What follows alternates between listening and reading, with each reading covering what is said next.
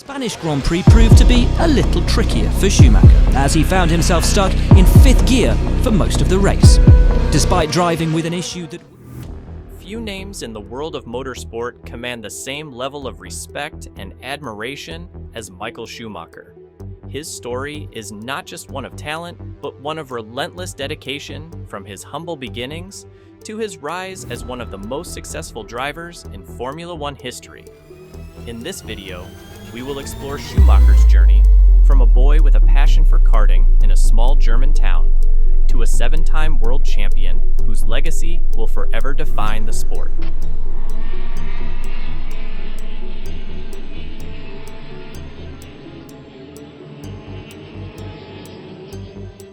Born on January 3, 1969 in Herth, Germany, Schumacher grew up in a working-class family that was passionate about motorsport. His father, Rolf, worked as a bricklayer, but also managed a local karting track, where Michael got his first taste of racing at a very young age. His mother, Elizabeth, contributed to the family business by running the track's canteen. At just 4 years old, Michael began driving his first kart, a contraption that his father had pieced together using an old lawnmower engine.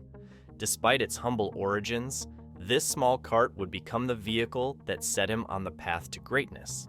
By the age of 6, Schumacher was already competing in races, quickly becoming a local sensation due to his natural ability to control the kart with remarkable precision. It wasn't long before Michael began to dominate the German junior karting circuit.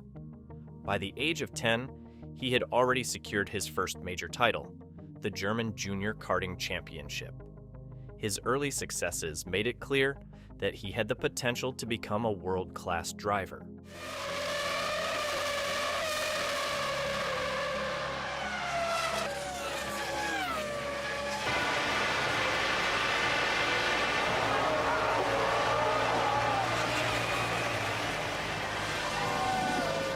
Schumacher's karting success wasn't confined to Germany. By his teenage years, he had expanded his dominance to the European karting scene. In 1987, he was crowned both the German and European karting champion, a title that solidified his reputation as one of the most talented young drivers in the sport. His achievements in karting soon led him to make the transition to single-seater racing, a move that would mark the beginning of his journey to Formula One. In 1988, Schumacher entered the German Formula König series, where he displayed his characteristic dominance by winning 9 out of 10 races in his debut season. This remarkable performance attracted the attention of scouts and teams from higher levels of motorsport, propelling Schumacher to the next stage of his career. I think so. But it's nice though, isn't it? Yeah, sure, it's nice, but it's quite a lot.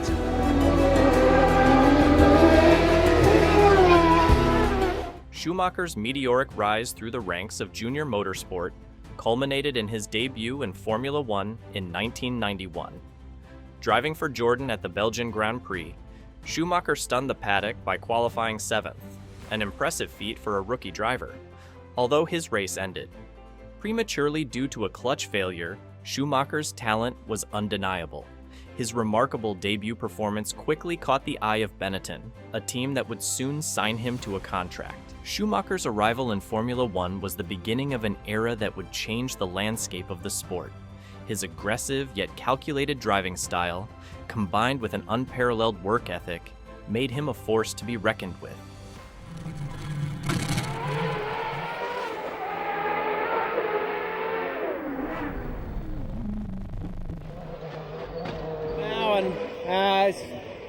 It's a bit of an empty feeling, but I think I gave him a good run for his money. It was a very great battle between me and Damon. Schumacher's time at Benetton was where he truly began to shine. In 1994, at the age of 25, Schumacher won his first Formula One World Championship, becoming the youngest driver at the time to achieve this feat. However, the 1994 season was marred by tragedy and controversy, including the death of Ayrton Senna and Schumacher's infamous collision with Damon Hill at the Australian Grand Prix, which secured his title. Despite the controversies, Schumacher's dominance on the track was clear. He followed up his 1994 championship win with another title in 1995, firmly establishing himself as the sport's next big star. These back-to-back championships with Benetton set the stage for what would become one of the most dominant careers in the history of motorsport.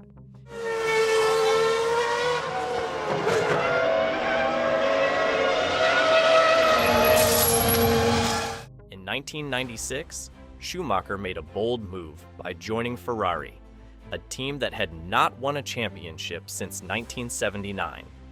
Many believed the move was risky, as Ferrari had struggled with reliability issues for years. However, Schumacher had faith in Ferrari's potential, seeing the team as a long-term project. His first few years with Ferrari were challenging, with several mechanical failures and missed opportunities.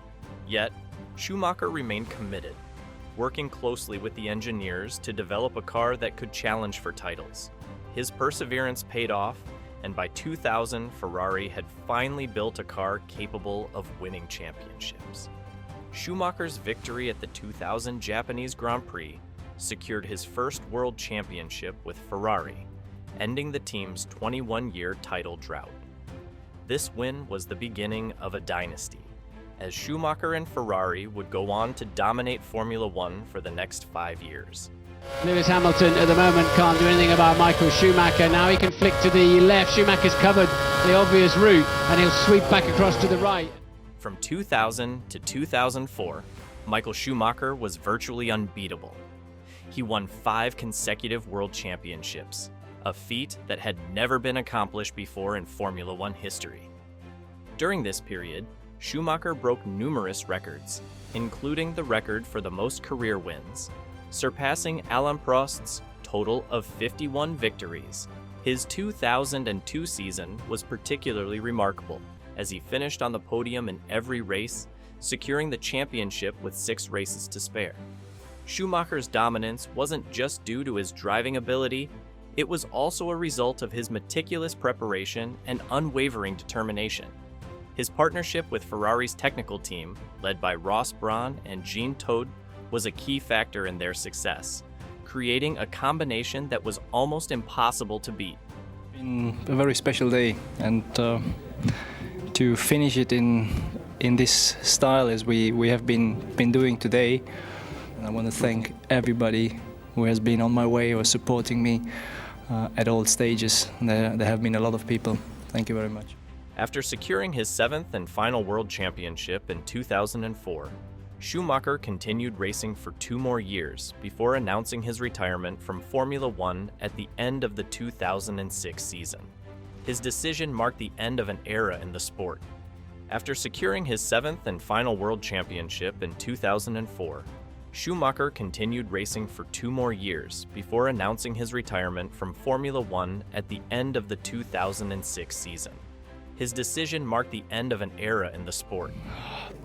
It's been a very special day, and to finish it in this style as we have been doing today, looking at the championship. However, Schumacher wasn't ready to stay away from racing for long.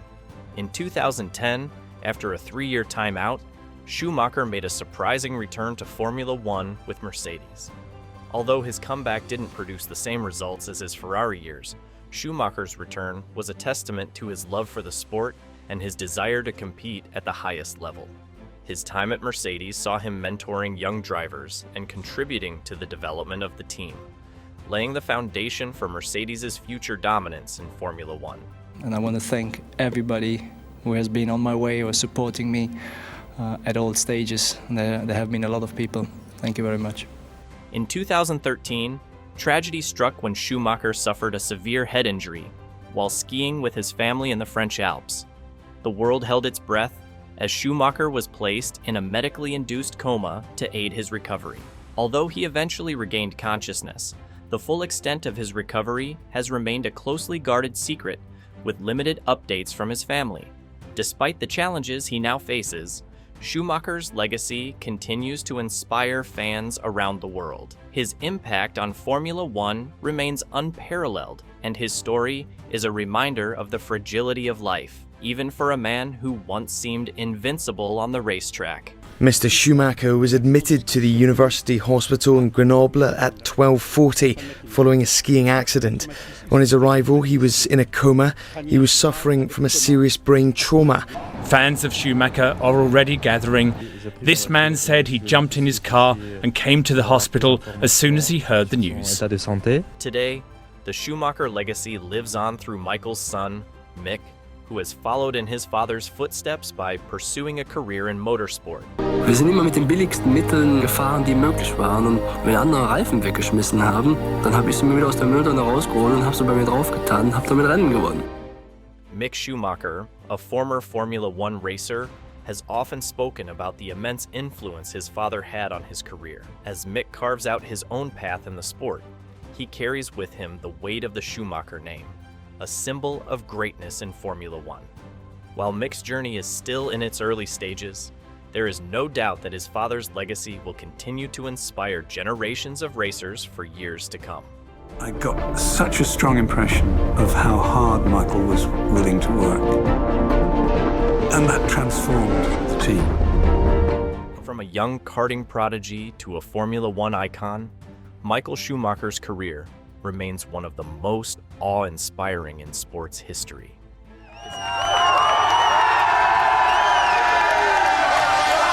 It's difficult to find proper words for such feeling. I mean, there was such an outbreak of emotion initially when I crossed the line. I mean, this conditions were difficult today. The rain, no rain, little bit. Simply outstanding and no words for it to explain it any better.